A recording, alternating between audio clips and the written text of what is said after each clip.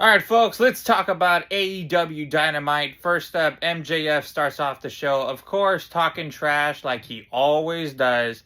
And then Brody King comes out and confronts MJF and is just ticked off at what MJF did last week on Dynamite.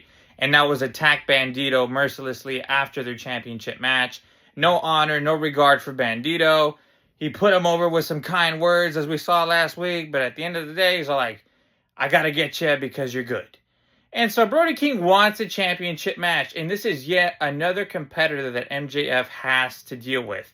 And what's crazy is you have Swerve Strickland running around, Adam Page running around, and all these guys, Samoa Joe as well, and MJF seems to be the most scared of Brody King.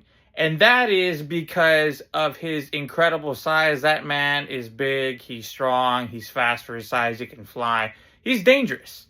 And the man looks pretty menacing next to MJF. MJF ain't the biggest guy in the world. He wears his little suits and his dress shoes and all that. Brody King from the streets of Los Angeles, always wearing, raggedy, rugged clothes to the ring. Totally two different images. But I think it's interesting that MJF has to deal with another opponent.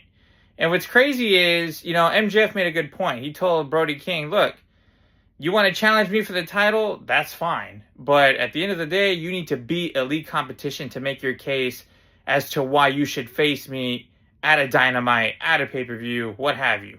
And it's true. Everybody else, Kenny Omega, Hangman Adam Page, Swerve Strickland, Samoa Joe, they're constantly on the up and up, facing the best talent in the company. And Brody King can't really say that. So I wonder if, AEW is going to write it so far as like Brody King gets a championship match at some point because he beat a Kenny Omega or he beat a Swerve Strickland or whatever it is.